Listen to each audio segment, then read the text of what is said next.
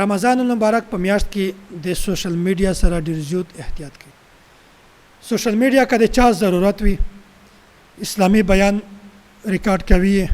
اپلوډ کوي، خلق ته رسوي، مخکې شیر کوي، د دین دعوت په چلوي. اس خبره نه د دین چاردو ښه خبره ده په چاردو چې داسې نیکه چاره میږ وکي ښه چاره وکي. یو سړی ته په چاردو چې سوشل میډیا زیاته استعمال کو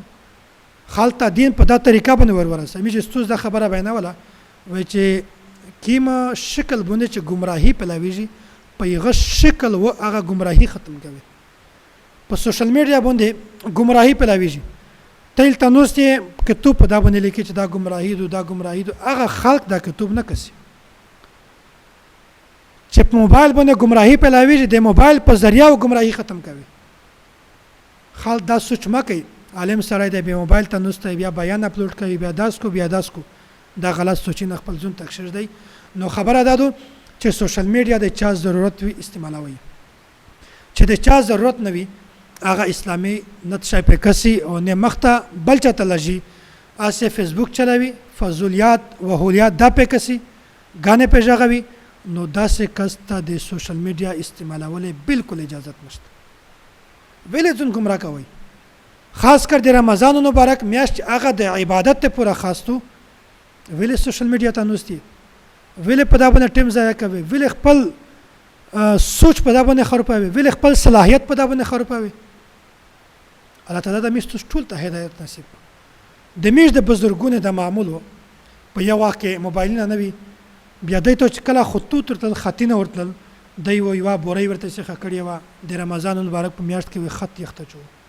خط ورته خط یخته چو خط ورته یخته چو چې کله د میاشت تیر شوله هغه بوري و خلوص کړه پاکه خطینه روښل چې کله څوک وفات شوی و د توچا پیغام ورکول چې ان لله و انا الیه راجعون. د خوشی ولا خبره و الحمدلله ویل اصلاحي خبره و الټا جواب ورک خط ورته ولیک. د میر بزرګونه په یو وخت کې ها د رمضان مبارک ته پوره ټول وخت خاص کړو. نن روشه همیشه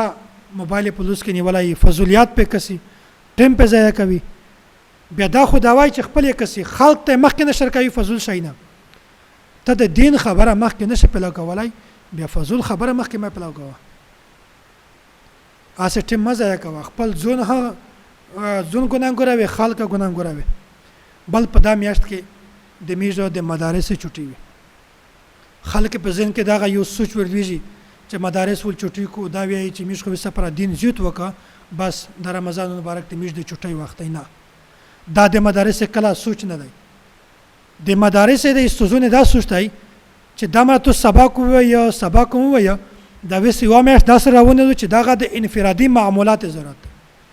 په دا کې توس انفرادي اعمال وکي په دا کې توس تلاوت وکي په دا کې نفلی عبادت وکي صلات التسبیح وکي هر قسمه عبادت کې په دا کې رجوون سي په صحیح طریقه باندې توس دغه میاشت راکې. نو د میش د بزرګونه اصل مقصد دا دی چې په دغه میاشت کې طالب انفرادي زیوت عمل وکړي خلق ته دین ورسوي خپل دین نه پیرا کول چې دا حاصل کړی دی هغه دین خلق ته ورسوي. په دغه میاشت کې بل رمضان نشریات په نو باندې په ټي وي باندې پروګرامینه وي غټ پروګرامینه شي نوم یې ورکړی وي رمضان نشریات اسلامی نشریات اسلامی پروګرام فلا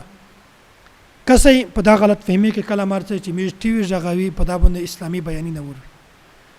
اسلامی بیانونه په ټي وي باندې د عالمونه کسه باشد یونیور کوي بس نور ټول چې د رمضان نشریات په نو باندې پروګرامینه وي په دا کې سړی هوي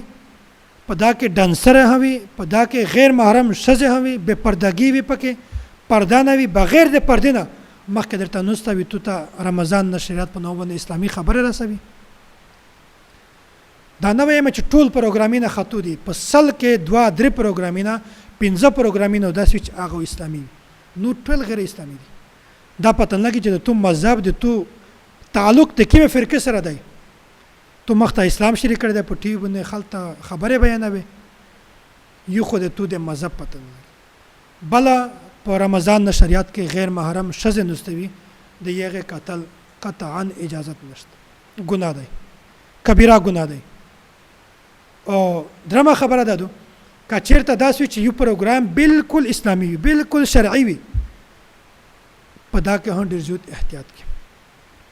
که غیر محرم ښځه نه وي په دغه بیان کې د نه اشتهارات چلیږي په دغه بیان کې د نه مشهورتیا چلیږي د غیر محرم پټګون ورچی غلط ویډیو ورچی غلط پټګون ورچی ته څنګه وایي چې زه رمضان نشریات په نو باندې پټوي باندې اسلامي پروګرام کسه نو کچیر دا وایي چې زه اسلامي پروګرام کسمه په دا غلط فهمي کې کله مرځه غلط سوچته دی اسلامي پروګرام کسه اسلامي پیج لایکا په باندې د خاص عالم چې د یو سره تعلق وي واسطه د یو سره پیژنې چې د کیم مسلک سره تعلق دی اهل حق سره د اهل باطل سره دی بیا د اهل حق بیان نه کسه ډاونلوډ کوي زون ته کسه په کور کې ورته راو نو الله تعالی د میشتو ټول ته هدایت نصیب کو الله تعالی د میشتو ټول ته مسنون اعمال د کړل اهتمام نصیب کو الله تعالی د میشتو په ځړینه کې دغه سوشل میډیا چې میږي غلطه استعمالوي دغه نفرت الله تعالی د میشتو په ځړینه کې پیدا کو او الله تعالی د میشتو ټول ته سوشل میډیا په صحیح طریقه د یغه د استعمالولو توفیق نصیب کو